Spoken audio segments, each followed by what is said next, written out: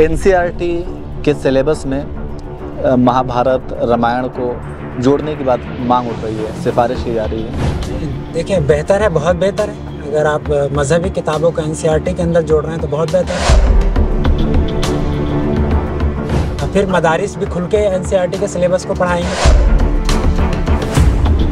लेकिन कुछ लोग इसे कह रहे हैं कि किसी भी धार्मिक किताब को ऐसे नहीं जोड़ा जाना चाहिए, धर्म की चीज़ों को इन सब चीज़ों से अलग रखना चाहिए। हाँ, उसकी वजह यह है कि जो धर्म की चीज़ें हैं, अब अकीदा यह है कि जो जैसे कुरान है, गीता है, रामायण है, और इनका एक एहतराम अलग से होता है, इनकी एक रिस्पेक्ट अलग से होती है। इसको आम ना बना दिया जाए।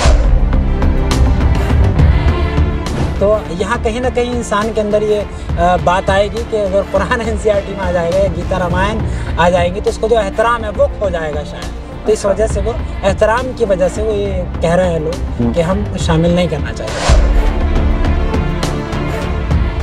ओवैसी को लेकर के आप क्या कहना चाहेंगे? क्या लगता है कि ओवैसी मुसलमानों के नेता हैं या फिर वो सिर्फ ऐसी हवाबाजी करते हैं?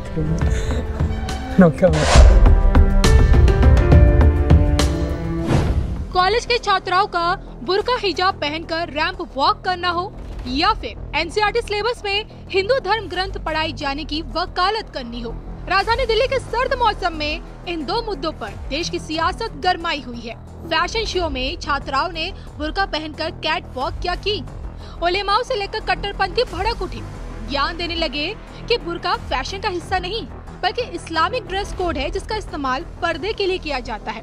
और दूसरी तरफ एनसीईआरटी के 7 सदस्यों के पैनल ने स्कूली किताबों के सिलेबस में हिंदू धर्म ग्रंथों को शामिल किए जाने की सिफारिश क्या की। सांसद शफीकुर रहमान बर्क कुरान शरीफ को दुनिया की सबसे बड़ी किताब बताने लगे। बोले कि अल्लाह की लिखी किताब कुरान शरीफ की ही तालीम देनी चाहिए।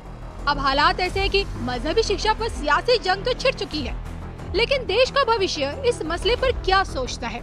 क्या पाठ्यक्रम में हिंदू ग्रंथों की एंट्री होनी चाहिए? इस पर दानिश अली नाम के छात्र ने क्या कहा, सुनिए।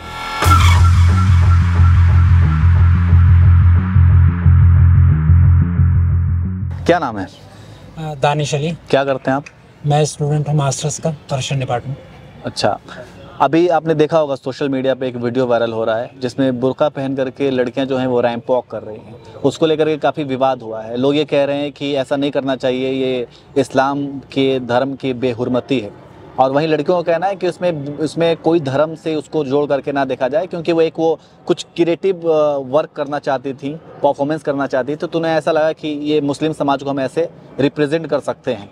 तो आपको क्या लगता है इसमें कि सही है या गलत है?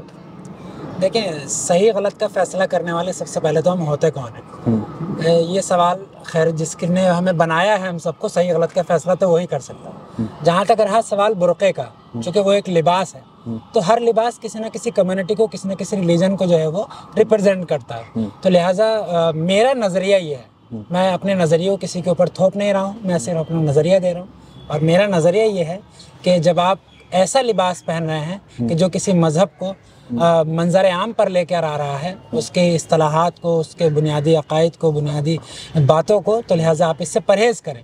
और उलमा का भी यही कहना है कि जब आप इस तरह का लिबास पहन के अगर बरसरे आम आ रहे हैं तो ऐसा ना किया जाए। मेरा ये मानना है कि ये गलत किया, ये मतलब गलत है।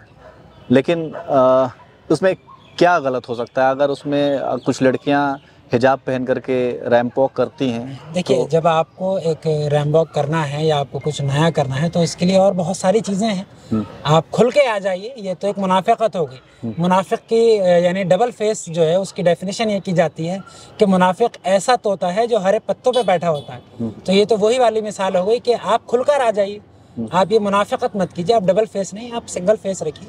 अगर आपको रैंप वॉक करना है तो आप फिर दूसरे लिबास पहनिए, दूसरी ड्रेस बहुत सारी मौजूद है। मॉडलिंग एक बहुत बड़ा फील्ड है।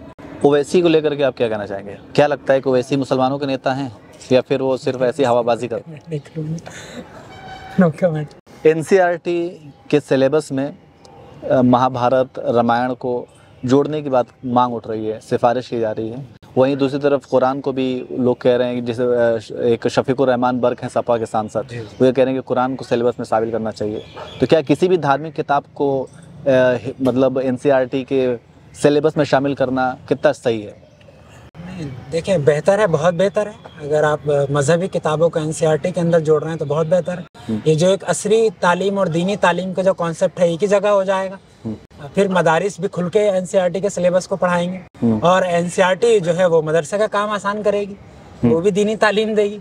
ये तो बहुत बेहतर है कि अगर हमारी सरकार जो है वो दीनी, या चाहे वो रामायण हो, गीता हो, कुरान हो, जितनी भी अहादीस हैं अगर वो लेकर आ रहे हैं तो बहुत बेहतर है। हक में दोनों काम एक ही जगह आसानी से हो जाएंगे। लेकिन कुछ लोग इसे कह रहे हैं कि किसी भी धार्मिक किताब को ऐसे नहीं जोड़ा जाना चाहिए, धर्म की चीज़ों को इन सब चीज़ों से अलग रखना चाहिए। हाँ, उसकी वजह यह है कि जो धर्म की चीज़ें हैं, अब अकीदा यह है कि जो जैसे कुरान है, गीता है, रामायण है, इनका एक एहतराम अलग से होता है, इनकी एक रिस्पेक्ट अलग से होती है। इसको आम ना बना दिया जाए, इसको बहुत मामूली तौर पे ना बना दिया जाए। ये जो है वो ईश्वर के और ऊपर वाले की चीज़ें हैं, किताबें हैं, उनके अक़वाल हैं। तो इसे अगर हम एनसीईआरटी में ले आएंगे तो चूँकि अब कुरान है, जैसे तो किताबों में अगर हमने देखा है सबसे ऊपर, घरों में हमारे सबसे ऊपर कुरान रखा होता है, और ऐसे नहीं रखा होता बल्कि ऊपर जुज़दान के अंदर तय करके रखा होता है। तो यहाँ कहीं ना कहीं इंसान के अंदर ये बात आएगी कि अगर कुरान एनसीईआरटी में आ जाएगा या गीता रामायण आ जाएंगी तो उसका जो एहतराम है वो खो जाएगा शायद। तो इस वजह से वो एहतराम की वजह से वो ये कह रहे हैं लोग कि हम शामिल नहीं करना चाहिए। हालांकि जहाँ तक तालीम की बात है तो आप ला सकते हैं, उसके कंक्लूजन को, उसके समरी को आप पढ़ा सकते हैं। इंसानियत की बातें की हैं, गीता हो, रामायण हो, कुरान हो।